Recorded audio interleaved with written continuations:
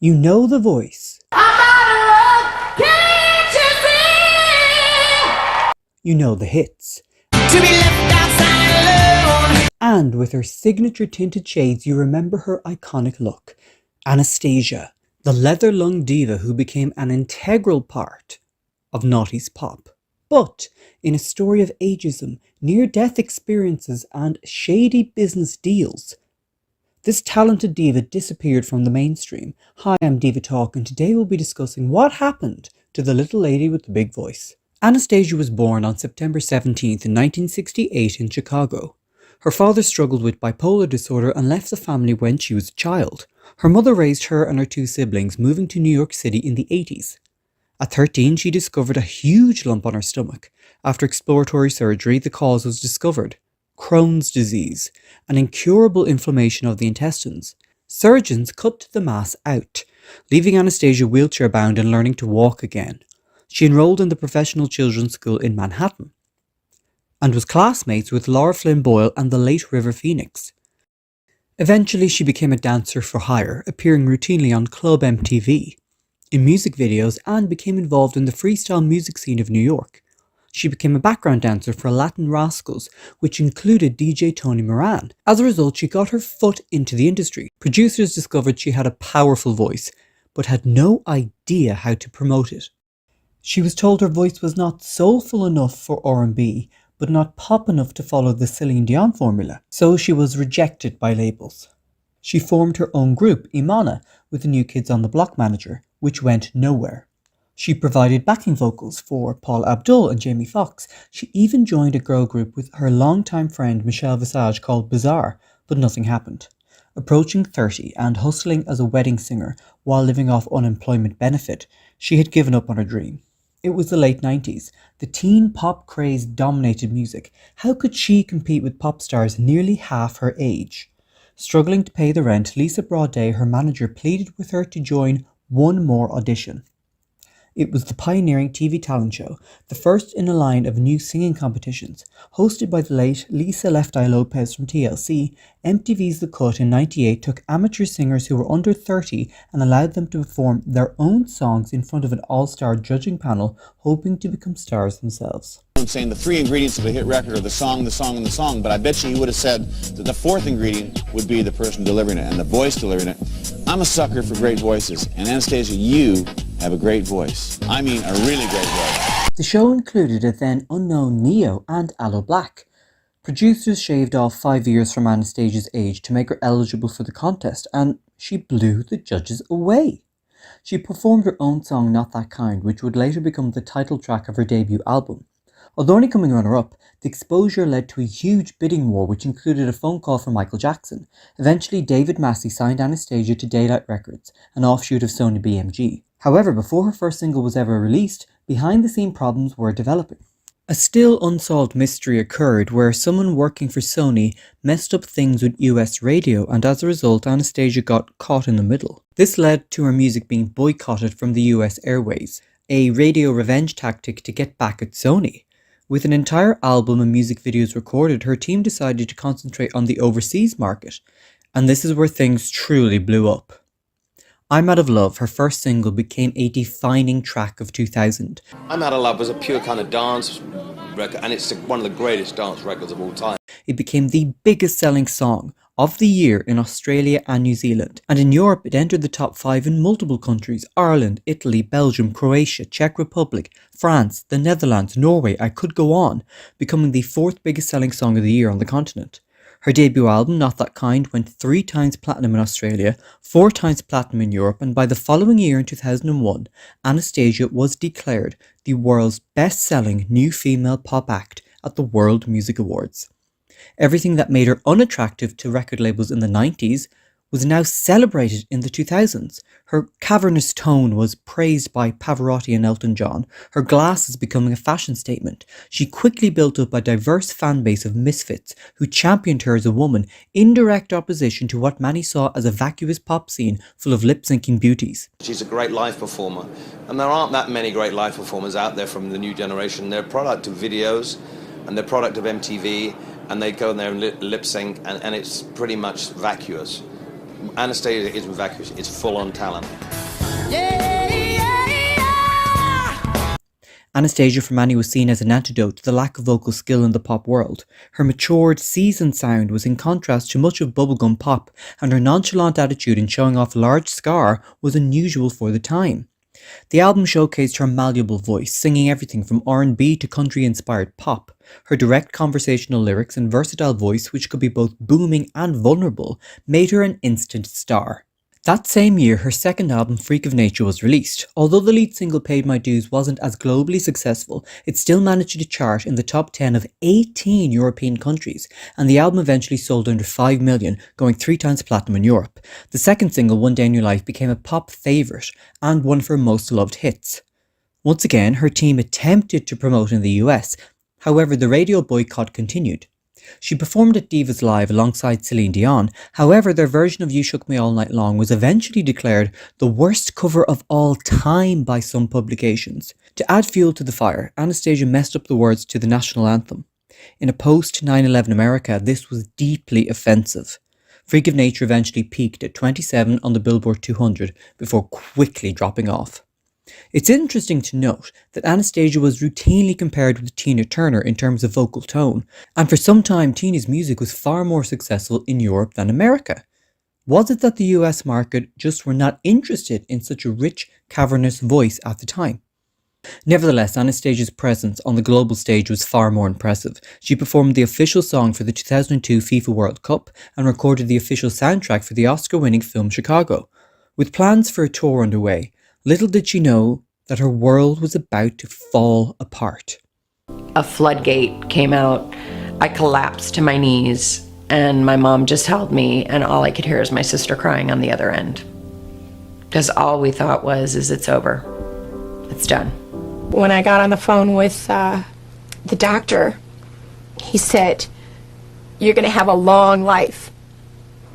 And I was like, but... And he said, but it's malignant and we found cancer.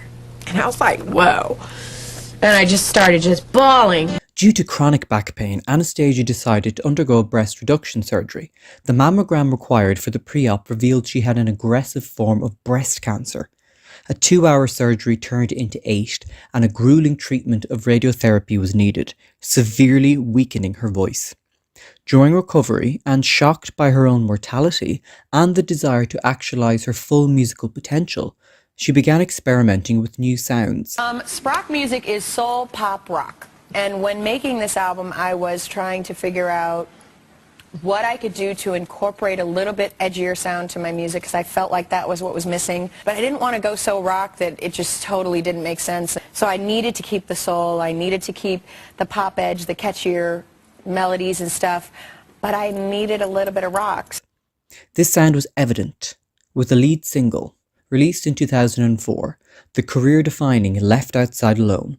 In fact, the faint head voice opening was inspired by the weak voice radiotherapy calls that was audible on the original demo. The album was much darker, with raw, candid lyrics about her experiences, and it was a massive comeback, becoming one of the defining songs of 2004 and helping the album become the second biggest selling in Europe of the year, hitting number 1 in 11 European countries. Her popularity reached its peak that same year when she launched the most successful solo European tour of 2004 while tirelessly campaigning for cancer awareness. Why can't people with breast cancer be pinup chicks? I've already made 4-eye pinup chicks look okay. You know, I'm defying all the rules. You can have a scar, you can wear glasses, and you can have booby cancer. In less than 4 years, Anastasia had released 3 hugely successful, multi-platinum selling albums and had become an unconventional but beloved major figure in the world of pop. However, fractures began occurring behind the scenes. Success in her native United States had always evaded Anastasia, and although an alternative video was recorded for Left Outside Alone and a promo plan for the States announced, Anna backed out of all US promotion last minute, and the album was never released in the US. During this period, Anastasia also split from her longtime manager Lisa Braudet. Hopes for an Australian tour never materialised. Welcome to the country. This is your first ever Australian tour. It is my first. I'm still trying to work my head around that. I don't even know. I just never really toured the first 3 albums. It was a management thing. She's never toured me. Well, let's get the manager in the chair right now. She's not here anymore, so we moved on. And instead 2 more European tours occurred in 2005, becoming hugely successful. However, it was now over 2 years since her cancer diagnosis, and she consistently worked through it with little to no rest. Instead, she was frequently touring all over Europe with a 2-hour show that included 20 plus vocally demanding songs, and, unlike many of her contemporaries, the show was 100% live.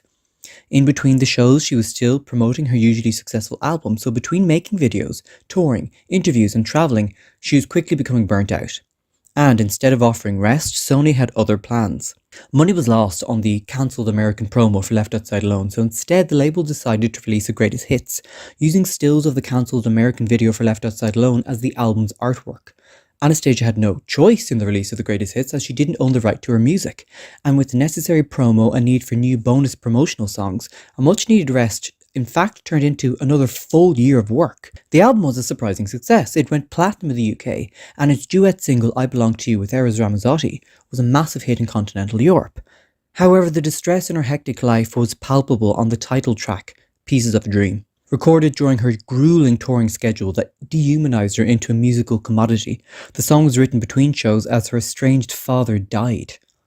And to add fuel to the fire, during this hectic period, she had another cancer scare, where momentarily it was believed the disease had returned. As the promo for the greatest hits eventually began to wind down, 2006 turned into 2007, and Anastasia took a vital break from the industry, marrying her longtime bodyguard. However, as her personal life reached new peaks, her professional life became more and more muddled. In 2007, David Massey, the A&R who originally signed Anna to Sony, left the label to become part of Mercury Records in the UK. Anastasia, out of loyalty, decided to move with him, before her original deal with Sony had concluded. If I'm being honest, this move to Mercury Records permanently impacted her career. Negotiations took a year, and in 2008, her 4th album was released, Heavy Rotation.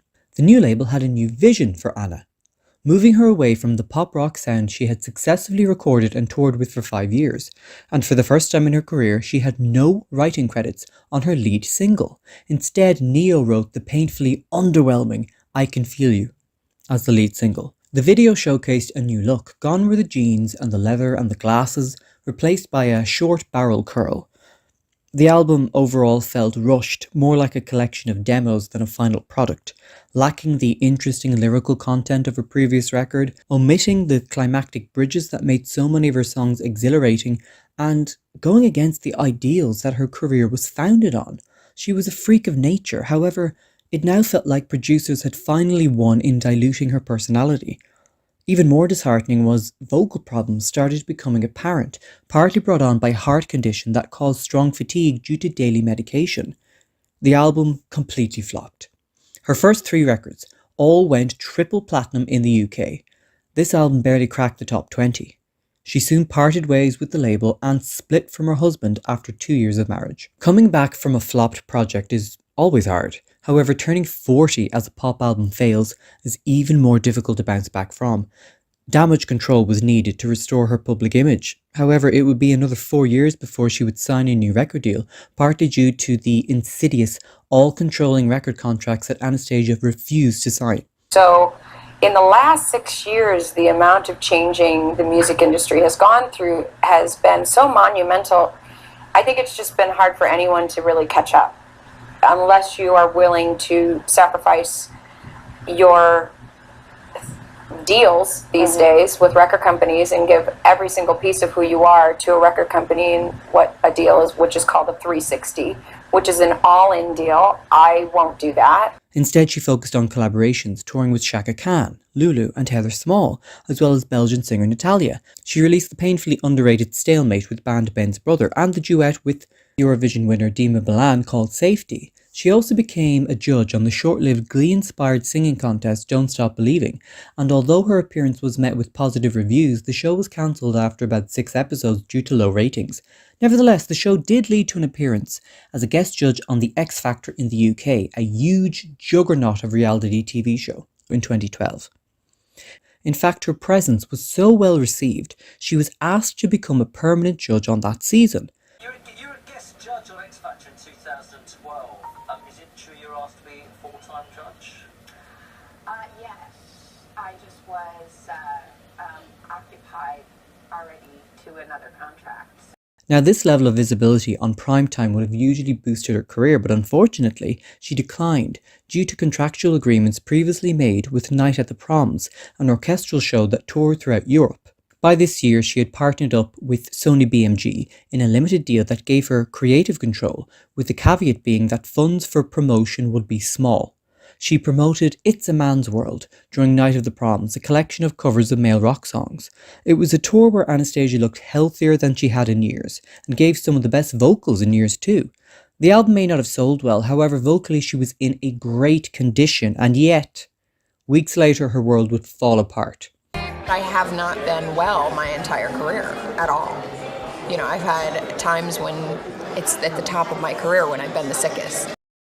In 2013, Anastasia was getting ready for a solo tour of her new covers album, when she discovered her breast cancer had returned, 10 years after her first battle. It was detected early and she made the brave choice to undergo a double mastectomy. Speaking to the Daily Mail, she admitted hating the feeling of waiting after every biopsy over the previous 10 years, something she could no longer do. Now the fear is gone.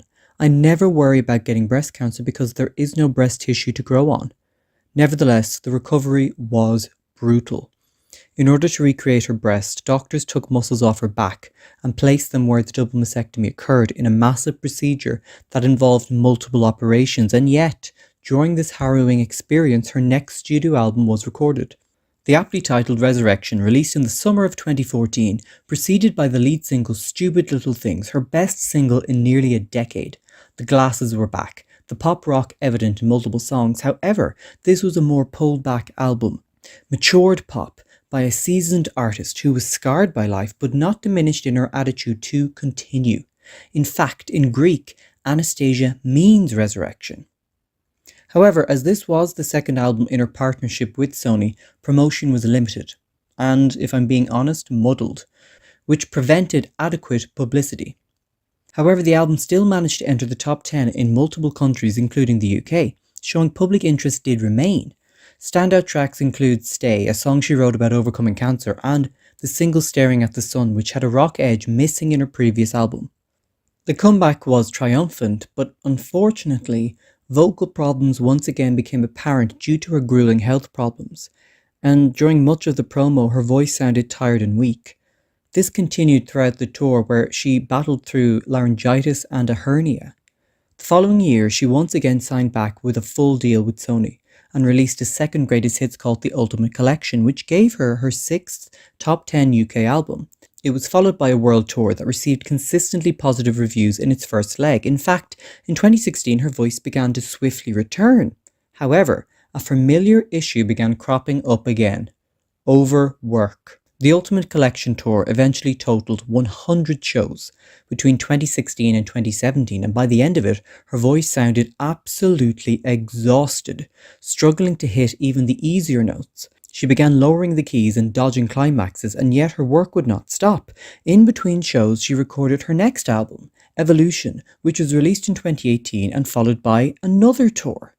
The lack of rest was palpable, and as she neared 50, and promoted her new album, her voice became unstable and uncooperative, and there were many instances where her voice just sounded damaged.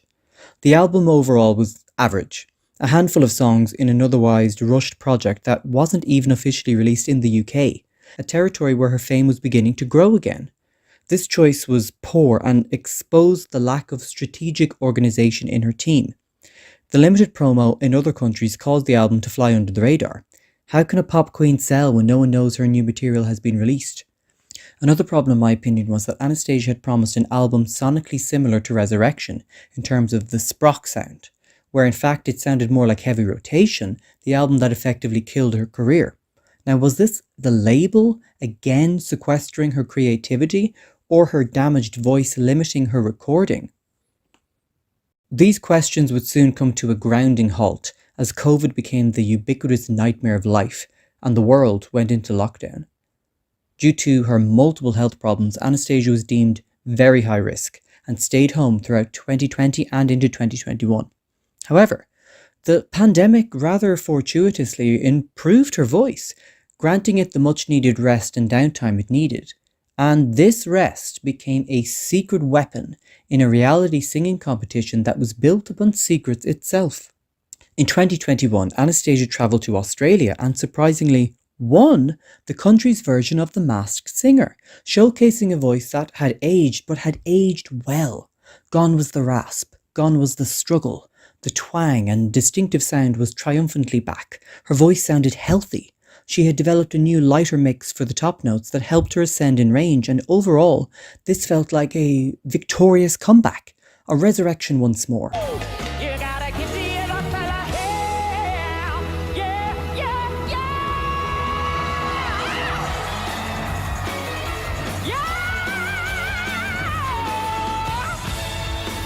And her popularity proved the public was still interested when correct promo and the right material was available, two things that a complicated, ageist music industry often denied her.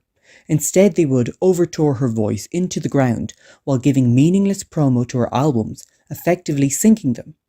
Her crowning glory on The Masked Singer showcased the possibility of a comeback if the correct action was taken, and it highlights how the age-intolerant business often shackles talented women to the wall of silence as they drown out their creative endeavours. Anastasia spoke about this candidly in 2021, stating, "I don't know if I want to put out tons of music for it to never get listened to. Is it appreciated?" This speaks not just of Anastasia, but a common problem in the music industry overall. You ever consider quitting as an artist? Yes, I did consider. I didn't know if I could take the pressure, and I didn't know if I could do it all, or, I was asking myself a lot of what if questions.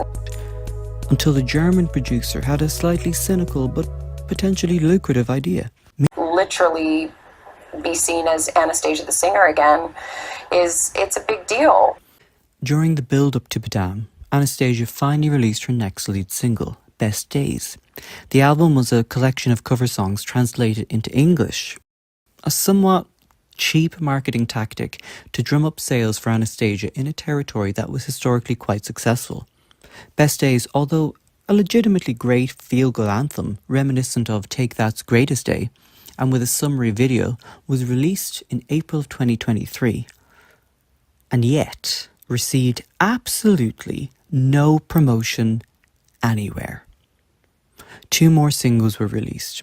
Both received no promotion, and only one received a video, if that's what you could call that amateur no-budget iPhone mess.